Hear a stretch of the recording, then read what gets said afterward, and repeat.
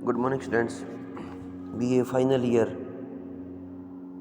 5th same history की online कक्षा में आप सबका स्वागत है। आज का हमारा चैप्टर रहेगा साइंटिफिक रिवॉल्यूशन, वैज्ञानिक क्रांति, चैप्टर 7। वैज्ञानिक क्रांति की बात जब आती है तो हमारे दिमाग में एकाएक वो सारी बातें आ जाती हैं कि किस प्रकार से हम मध्यकालीन समाज से आज आधुनिक युग में प्रवेश किया। 16वीं और 17वीं शताब्दियों की वैज्ञानिक क्रांति मुख्य तौर पर कोपरनिकस की परिभ्रमण की अवधारणा से शुरू हुई। ब्रूनो, गैलीलियो, केपलर आदि ने इसमें महत्वपूर्ण योगदान दिया था। न्यूटन के आविष्कारों से अपने चरम पर पहुंची। इन वैज्ञानिकों की खोजें साधारण नहीं थी और ये एक युग परिवर्तनशील घटनाएं थी। इनके ब्रह्मांड के व्यापक स्वरूप, पिंडों की गतियों और वस्तुओं के सूक्ष्म स्वरूप के बारे में नई जानकारी प्राप्त हुई। फलतः विश्व संबंधी आधुनिक दृष्टिकोण की नींव पड़ी। प्रकृति तथा समाज संबंधी विचारों में मूल परिवर्तन आया। इस क्रांति के गहन प्रभाव विज्ञान क्षेत्र के बाहर सामाजिक, आर्थिक, राजनीतिक चिंतन पर भी पड़े और इसकी समीक्षा मूल्यांकन की नई पद्धतियों का विकास हुआ। इससे परंपरागत सभी मान्यताओं को चुनौती मिली। इन्हें तर्क और तथ्यों की कसौटी के आधार पर परखा जाने लगा। फलतः वैज्ञानिक पद्धतियों को अपनाते हुए नए सामाजिक विज्ञानों की शुरुआत भी हुई। अब यथार्थ में आधुनिकता का विकास वैज्ञानिक क्रांति से ही हुआ। अब प्रकृति और समाज का ज्ञान अर्जन करने के लिए परिकल्पना और प्रयोग की पद्धति अपनाई जाने लगी। वैज्ञानिक क्रांति विज्ञान की विभिन्न शाखाओं, खगोल, भौतिकी, रसायन, चिकित्सा, सांख्यिकी आदि के क्षेत्र में ये तीव्र प्रगति ये इशारा करती है कि ये वैज्ञानिक क्रांति की ओर इशारा करती है। यह प्रयोगवाद और प्रगति पर आधारित थी। ये कोपरनिकस की भू केंद्रित सौरमंडल के स्थान तथा सूर्य केंद्रित सौरमंडल की अवधारणा प्रकाश में आई। इसे वैज्ञानिक क्रांति का प्रारंभ बिंदु मानते हैं। इसमें अरस्तु व टोलमी एवं ईसाई धर्म में प्रचलित मान्यताओं को चुनौतियां दी। यह क्रांति न्यूटन के काल में अपने चरम पर पहुंच गई। विकिपीडिया ने वैज्ञानिक क्रांति की परिभाषा देते हुए कहा कि वैज्ञानिक क्रांति एक ऐसा काल है जब खगोल शास्त्र, भौतिक शास्त्र, जीव विज्ञान तथा अन्य विज्ञानों ने अरस्तु तथा कैथोलिक चर्च की मान्यताओं को अस्वीकार करना शुरू कर दिया, जिससे आधुनिक विज्ञान की नींव रखी गई। तो इतिहास के लेखकों की दृष्टि में वैज्ञानिक क्रांति लगभग 1500 से 1700 ईस्वी के बीच दर्शन शास्त्र और विज्ञान के क्षेत्र में हुए वो परिवर्तन हैं जिन्होंने आधुनिक विकास व उससे जुड़ी नई सोच प्रणाली, नई संस्थाओं और आधुनिक मानसिकता को जन्म दिया। वैज्ञानिक क्रांति की उत्पत्ति की अगर हम अध्ययन करें तो कोई अलग थलग घटना नहीं थी, बल्कि एक ऐसे विकास क्रम में घटित हुई जिस पर आर्थिक, राजनीतिक, सामाजिक और सांस्कृतिक परिवर्तन हुए। पुनर्जागरण, धर्म सुधार आंदोलन, वाणिज्यवाद, पूंजीवाद के उदय के साथ ही ये वैज्ञानिक खोजें हुई। इनकी उत्पत्ति संबंधी प्रेरित सामंतवाद से पूंजीवाद की ओर संक्रमण काल में ही खोजे जा सकते हैं। मध्यकालीन समाज में जहाँ सामंतों, पादरियों का वर्चस्व था तथा चिंतन की स्वतंत्रता का अभाव था, जिसमें विज्ञान का विकास संभव नहीं हो सका। ये धारणाएं जो बाद में जो धारणाएं बनी टोलमी व अरस्तु के विचारों से, उनमें बनी, जिसमें ईश्वर, मनुष्य, पशु, पक्षी, वनस्पति इत्यादि सभी इस संसार में सबका अलग अलग स्थान था और इनकी स्थिति के संबंध में कोई प्रश्न नहीं किया जा सकता था। धारणा थी कि पृथ्वी ब्रह्मांड के केंद्र में है और अन्य पिंड इसके चारों ओर घूमते हैं। धारणा थी कि सत्ताधारियों की सत्ता और उनके अधिकार व प्रकृति प्रदत्त, ईश्वर प्रदत्त हैं। इन धारणाओं के विरोध का अर्थ था धर्म और ईश्वर की सत्ता का विरोध करना। जब इनके विरुद्ध सामंती सत्ता व धर्म के विरुद्ध आवाज उठी, धर्म सुधार आंदोलन व पुनर्जागरण के काल में, तो वैज्ञानिक खोजों के लिए मार्ग प्रशस्त हुआ। प्राचीन यूनानी चिंतन को भी पुनः समझने का जोरदार प्रयास हुआ। अनेक प्रकार की भौगोलिक खोजें, आर्थिक ज़रूरतों ने ब्रह्मांड, पृथ्वी, प्रकृति संबंधी ज्ञान की व्यवहारिक ज़रूरत को बढ़ा दिया। प्राचीन यूनानी चिंतन से जो प्रेरणा मिली उसमें ये माना जाता है, क्योंकि यूनानी सभ्यता प्राचीन काल में ही ज्ञान विज्ञान का केंद्र रही थी, लेकिन ये ज्ञान विज्ञान के विकास की परंपरा आगे नहीं बढ़ पाई थी। और किंतु बाद में ये इन्हीं मान्यताओं को और अधिक आगे विस्तार दिया गया। गैलन जो चिकित्सा विज्ञानी थे, प्लूटो यूनानी विद्वानों की गणित व ज्यामिति व यांत्रिक संबंधी रचनाओं का अध्ययन अब किया जाने लगा था। और बाद में भी इनके गैलन, प्लेटो, अरस्तु, टालमी इत्यादि जो विद्वान थे, उनकी रचनाओं पर शोध कार्य अब शुरू हो गए थे। पाइथागोरस जैसे बुद्धिजीवियों के मतानुसार विश्व का यथार्थ समझने का माध्यम गणित था। उनका मूल संदेश यह था कि प्रकृति का स्वरूप एक सुसंगत गणितीय व्यवस्था है जिसे मस्तिष्क के क्रियाकलाप द्वारा समझा जा सकता है। इसके बाद बौद्धिक संस्कृति का अंकुरण। मध्यकाल में प्राय ज्ञान विज्ञान के विकास के लिए वातावरण नहीं था, लेकिन ऐसा भी नहीं हो सकता था कि उस युग में विज्ञान की बिल्कुल जरूरत नहीं थी। आखिरकार चिकित्सा, किलों का डिजाइन, उनका निर्माण, आवश्यक धातुओं का उत्खनन इत्यादि अनेक क्रियाकलाप कुछ सुनिश्चित सिद्धांतों पर ही आधारित थे। बोलन, पादुआ इत्यादि विश्वविद्यालयों में सैकड़ों छात्र चिकित्सा संबंधी शिक्षा ग्रहण करते थे।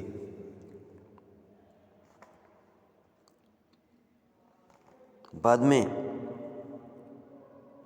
इंग्लैंड के विद्वान रॉजर बेकन ने लोगों से ज्ञान के प्रकाश में जीने का आग्रह किया।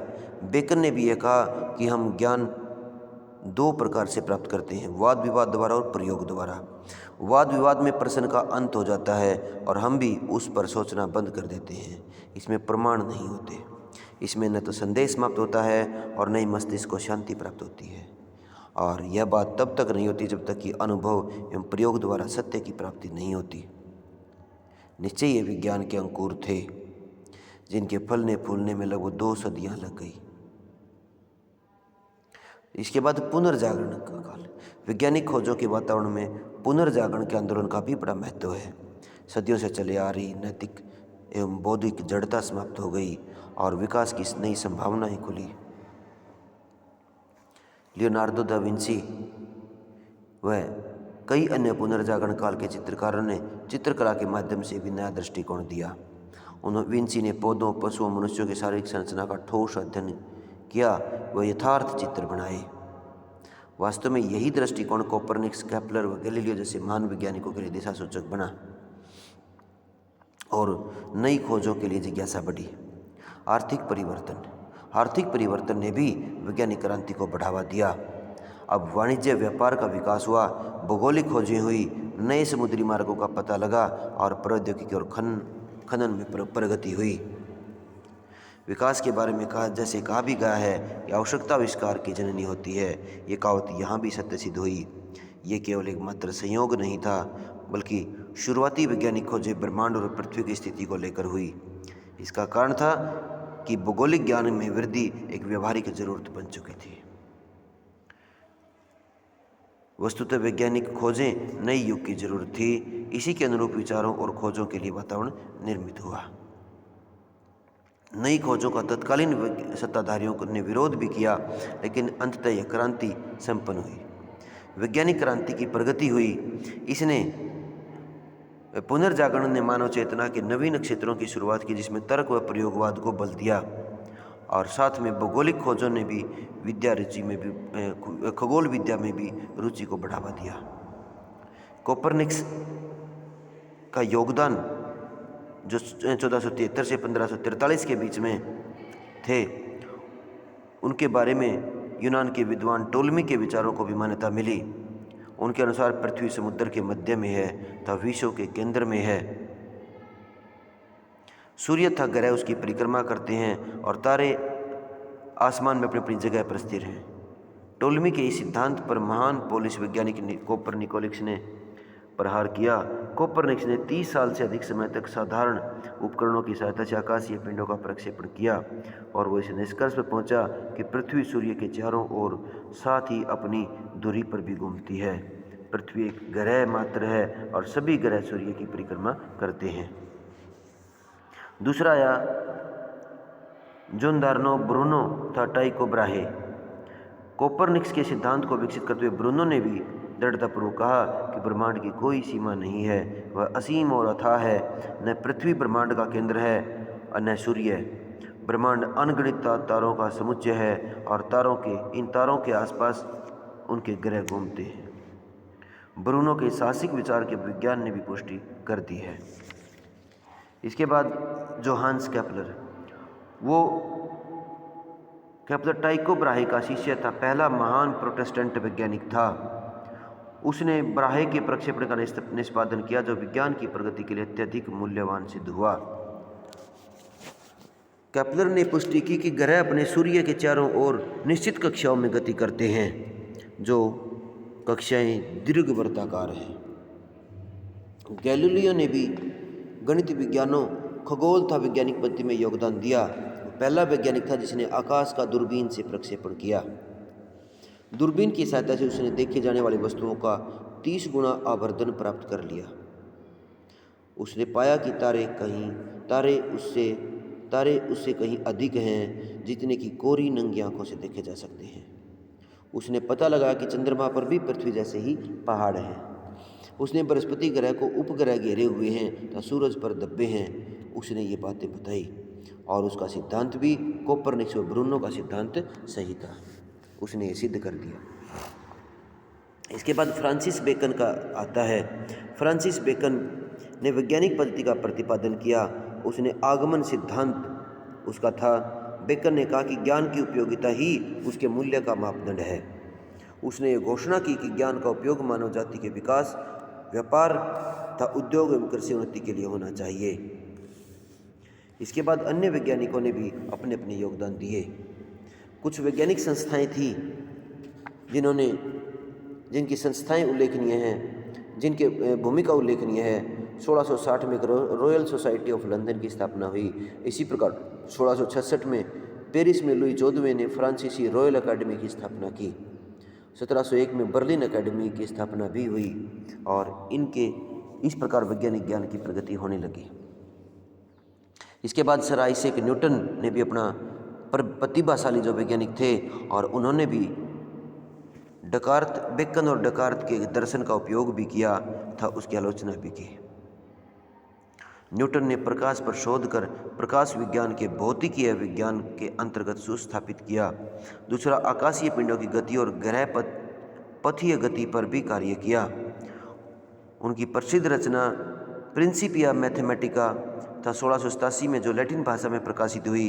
इसमें उसने गुरुत्वाकर्षण सिद्धांत, यूनिवर्सल लॉ ऑफ ग्रेविटेशन तथा गति के 3 नियम बताए। इसके बाद जो वैज्ञानिक क्रांति के परिणाम थे वो ये थे, इन्होंने विश्व इतिहास को एक नया मोड़, एक यानी निर्णायक मोड़ दे दिया। इसके परिणाम स्वरूप प्रकृति और समाज सभी दार्शनिक विचारों में आमूलचूल परिवर्तन हुआ तथा विश्व संबंधी आधुनिक दृष्टिकोण की नींव पड़ी। पर वस्तुतः वैज्ञानिक क्रांति ने नई चिंतन प्रणाली को जन्म दिया, जिसमें परंपराओं, स्थापित मान्यताओं पर प्रश्न चिन्ह लगाए और उनकी समीक्षा की जाने लगी। वैज्ञानिक क्रांति ने नवीन वैज्ञानिक पद्धति की शुरुआत की, जिसमें परिकल्पना तथा प्रयोग का तरीका अपनाया जाने लगा। इंग्लैंड के इतिहासकार हर्बर्ट बटरफील्ड ने वैज्ञानिक क्रांति को रेखांकित करते हुए उसे ईसाई धर्म के उदय के बाद हुई समस्त घटनाओं में सर्वाधिक महत्वपूर्ण बताया है। इसे आधुनिक विश्व और आधुनिक मानसिकता दोनों का वास्तविक स्रोत बताया है। अब वैज्ञानिक क्रांति के महत्वपूर्ण परिणाम इस प्रकार से थे। इसका पहला परिणाम तो यही था कि परंपरागत विचारों और अंधविश्वासों को आघात पहुंचा। अब रूढ़िवादी विचारों और अंधविश्वासों का बोलबाला जो कायम हो चुका था और इसके विरुद्ध उन पर करारी चोट की, क्योंकि लोग नए विचारों को अपनाने लगे और पुराने पर सवाल करने लगे। तर्क बुद्धि का विकास। अब तर्क और बुद्धि का प्रयोग लोग करते हुए सच्चाई जानने के प्रयासों को पहले धर्म विरोधी मानते थे। वैज्ञानिक क्रांति ने तर्क बुद्धि पर जोर दिया। नया विश्व दृष्टिकोण। अब पहले दृष्टिकोण में ये मानते थे कि प्रकृति, मानव एवं विचार सब ईश्वर की देन है। लेकिन वैज्ञानिक दृष्टिकोण जो वैज्ञानिक क्रांति से पैदा हुआ उसने ये दिखाया कि यह बोधगम्य है, प्रकृति रहस्यों से भरी हुई है, परंतु मनुष्य अपनी बुद्धि से इन्हें जान सकता है, इनकी खोज कर सकता है। इस दृष्टिकोण को विकसित करने में दूरबीन था बाद में माइक्रोस्कोप जैसे उपकरणों की बड़ी भूमिका थी, जिसने उन रहस्यों का पता लगाया जिन्हें मनुष्य अपनी नंगी आंखों से नहीं देख सकता था। प्रकृति पर नियंत्रण में वृद्धि, और अब ऐसी औजारों मशीनों का प्रयोग हुआ जो उनकी सहायता से उनकी सहायता से उत्पादन हुआ। मनुष्य औजार बनाने वाला एक प्राणी है और इन औजारों का प्रयोग करके वह उत्पादन करता है और प्रकृति को अपने लिए उपयोगी बनाता है। तो प्रकृति में कई प्रकार के नए औजारों का प्रयोग हुआ जिससे उसके जीवन को आसान बनाया। भौगोलिक मानचित्रों, ग्लोब व पंचांग का विकास हुआ, अनेक प्रकार के यंत्रों का विकास हुआ, संभाव्यता सिद्धांत का विकास हुआ जो गैलीलियो द्वारा खोजा गया था। इसे लोकप्रिय बनाने में श्रेय फ्रांसीसी गणितज्ञ बी पास्कल तथा पी फॉर्मेट को जाता है और इस सिद्धांत का व्यावहारिक उपयोग अर्थशास्त्र, सांख्यिकी, सेना, प्रशासन और चिकित्सा के क्षेत्रों में भी किया गया। अनेक प्रकार के सामाजिक विज्ञानों का विकास हुआ जैसे इतिहास, राजनीतिशास्त्र, समाज विज्ञान, अर्थशास्त्र आदि का। अब किसी भी सामाजिक घटनाओं की व्याख्या तर्क और प्रमाणों के आधार पर की जाने लगी। किसी भी घटना के विवरण नहीं, विश्लेषण पर जोर दिया जाने लगा। आधुनिक विश्व उपागम, आधुनिकता का आधार तार्किक चिंतन और मानवतावाद को माना जाता है। यूरोप में पुनर्जागरण और धर्म सुधार आंदोलन ने निश्चय ही बड़ी भूमिका निभाई। वैज्ञानिक क्रांति के स्वरूप की अगर बात करें तो इतिहासकार एकमत नहीं हैं। इस विषय में सभी इतिहासकार ये तो स्वीकार करते कि वैज्ञानिक क्रांति का उदय पुनर्जागरण, धर्म सुधार आंदोलन तथा व्यापार वाणिज्य के प्रसार और पूंजीवाद के उदय के साथ साथ हुआ, लेकिन ये जो सामाजिक आर्थिक परिवर्तन थे इनका प्रत्यक्ष और अप्रत्यक्ष तौर पर विज्ञान की खोजों से क्या संबंध था। इस जटिल सवाल को लेकर इतिहासकारों ने खूब माथापच्ची की, प्रमाण जुटाए और विवेचन प्राप्त किए। इस बहस के फलस्वरूप 3 विचारधाराएं उभरी। विज्ञान का उदय प्रगति स्वप्रेरित थी। दूसरा ये कि यह प्रगति तत्कालीन सामाजिक और आर्थिक परिस्थितियों से प्रेरित थी। तीसरा, यह प्रगति धर्म सुधार आंदोलन का स्वाभाविक परिणाम थी। तो इनका वर्णन संक्षेप में करें तो पहला, वैज्ञानिक प्रगति स्वतः प्रेरित थी। कुछ इतिहासकार मानते हैं कि सामाजिक सांस्कृतिक परिवर्तनों से इसका कोई संबंध नहीं था, व्यक्तिगत प्रतिभा की यह निर्णायक भूमिका थी। ऐसे इतिहासकारों में बटरफील्ड, केपलर तथा कोयरे नाम आते हैं। कोयरे भी ये मानते हैं, ये बटरफील्ड कहते हैं कि वैज्ञानिक क्रांति की ऐतिहासिक व्याख्या करके पूर्व कल्पना संभव नहीं है। कोयरे भी मानते हैं कि इसका श्रेय तो केवल स्वयं गैलीलियो को ही जाता है। दूसरा आया इसमें तत्कालीन सामाजिक आर्थिक परिस्थितियों से प्रेरित। कुछ इतिहासकार वैज्ञानिक क्रांति का सामाजिक विश्लेषण प्रस्तुत करते हैं। इनका यह कहना है कि तत्कालीन परिस्थितियों में वैज्ञानिक दृष्टिकोण और तकनीकी विकास की व्यावहारिक आवश्यकता थी। बोरिस हेसेन का विचार है कि नया उभरता हुआ पूंजीपति और व्यापारिक वर्ग इस आवश्यकता से जुड़ा था। तीसरा, धर्म सुधार आंदोलन का स्वाभाविक परिणाम। वैज्ञानिक क्रांति की प्रेरणा धर्म सुधार आंदोलन से पैदा हुई। यह विचारधारा उन इतिहासकारों की देन है जो वास्तव में मैक्स वेबर की विचारधारा से प्रभावित थे। वेबर ने पूंजीवाद का उदय के संबंध प्रोटेस्टेंट लोकाचार से जोड़कर देखा था। एफ मेसन तो के मर्टन और जैसे इतिहासकारों ने विज्ञान की प्रगति का विवेचन यही था, इसी दृष्टिकोण से प्रस्तुत किया। उन्होंने प्रोटेस्टेंट धर्मशास्त्र के उन तत्वों का विस्तार से वर्णन किया है जो विज्ञान के उद्गम के प्रेरक हो सकते थे। मर्टन का विचार है कि काल्विनवाद ने प्रायोगिक विज्ञान के विकास में योगदान दिया है। प्रोटेस्टेंट धर्म की इस विचारधारा ने इंग्लैंड में अच्छे कर्मों पर जोर दिया। मेसन ने कुछ ऐसे पादरियों का उल्लेख भी किया जिन्होंने विज्ञान के प्रसार में योगदान दिया। मेसन व मर्टन के विचारों का भी टी.के. रेबन जैसे इतिहासकारों ने खंडन किया है। उन्होंने कहा कि पूर्व विज्ञान और प्रोटेस्टेंटवाद के बीच कोई संबंध दिखाई नहीं देता। दूसरा, कोपरनिकस तो स्वयं एक कैथोलिक पादरी था और गैलीलियो व डेकार्त भी कैथोलिक धर्म के अनुयायी थे, परंतु इसका यह अर्थ नहीं है कि कैथोलिक धर्म इनके लिए प्रेरित तत्व था। वस्तुतः कोपरनिकस का विरोध कैथोलिक व प्रोटेस्टेंट ईसाई धर्म की दोनों धाराओं ने किया। गैलीलियो की सज़ा से तो हम परिचित हैं ही, उनके आविष्कारों की हंसी उड़ाई गई। फिर भी इस संभावना से इनकार नहीं किया जा सकता कि प्रोटेस्टेंट की कुछ मान्यताएं विज्ञान की गति में प्रेरक रही। परंतु हमें ये भी नहीं भूलना चाहिए कि धर्म सुधार आंदोलन अपने आप में तत्कालीन व्यापक परिवर्तनों का हिस्सा था। अतः वैज्ञानिक क्रांति का उद्गम और प्रगति नए युग के आगमन में ही नहीं थी, खोजें ऐतिहासिक थी। तो इस लेसन में इतना ही था। धन्यवाद।